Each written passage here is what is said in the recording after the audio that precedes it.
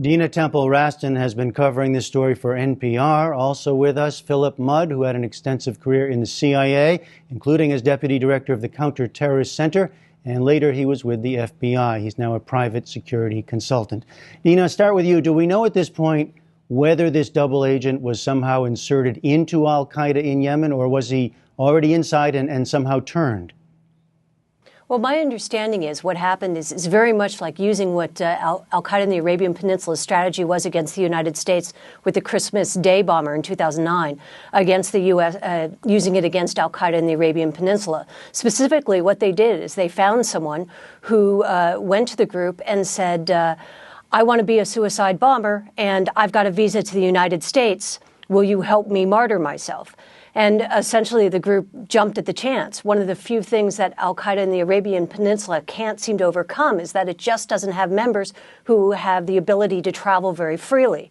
And clearly, even somebody who wasn't properly vetted, it was so exciting to them that they might be able to get someone in the United States that they ended up accepting an agent into their ranks. Philip Mudd, how does this look to you? How hard is it? How unusual is it? How hard is it to infiltrate and pull off this kind of a double agent effort? My experience is this is very difficult. If you go back 10 years ago, we were trying to infiltrate al-Qaeda in Pakistan, and their countermeasures against us with human sources were quite good. Their counterintelligence programs were excellent.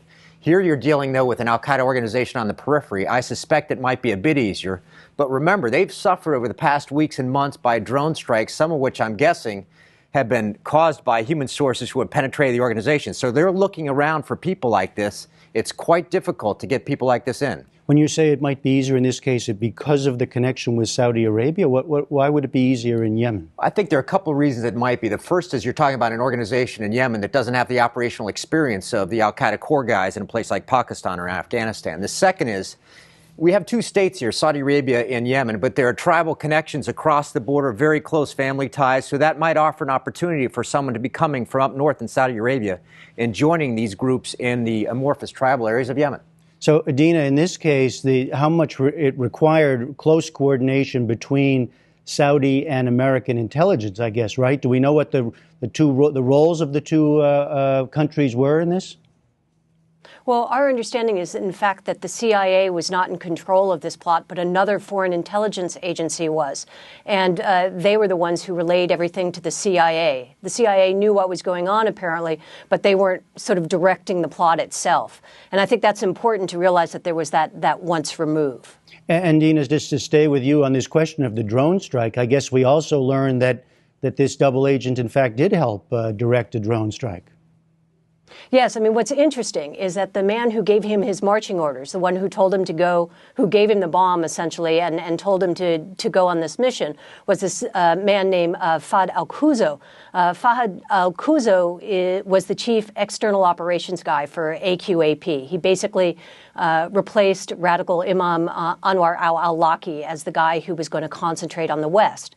And this is the very man who was hit by a drone last weekend. And we understand that wasn't a coincidence. Philip Mudd, how close are U.S. and Saudi intelligence agencies at this point? I would say very close. Very close. Have been for years for simple reasons. When you work in a security service, there might be on the outside political pressure, diplomatic pressure that doesn't affect security services that are looking themselves at a terrorist threat and saying, if we don't cooperate, somebody's going to die. That's an incredible motivator for cooperation.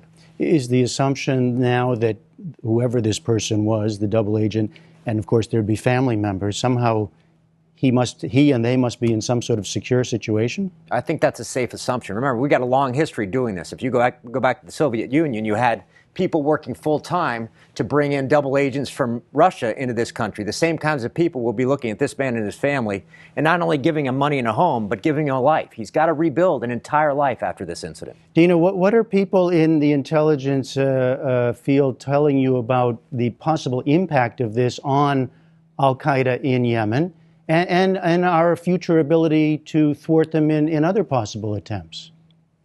Well, Phil Mudd actually alluded to it. Something happens inside the organization when you get infiltrated. Everybody suddenly becomes very suspicious of everyone else. And what that ends up doing is sort of slowing up the process of actually getting a plot off the ground. In other words, they keep looking over their shoulders to see if there's someone they ought to be looking twice at, someone who might be passing on information. And because of that, they're extra careful, and that gives perhaps either Saudi intelligence or U.S. intelligence a little more time to thwart a plot. What's your sense of that? I mean, the kind of thing that you can do once and then it's harder to do another time because everybody gets more careful? What happens? I would say harder, but not too hard. Remember, these folks are motivated by a religious conviction. They're never going to go home again. They can't and they won't. So as Dina said, they might go to ground for a bit, but that's a short-term solution. You have people who in Yemen are gaining ground. They're gaining ground against the government. They may have more safe haven to plan operations like this. And the bomb maker who created this bomb and created the Detroit bomb in December 2009 is still around.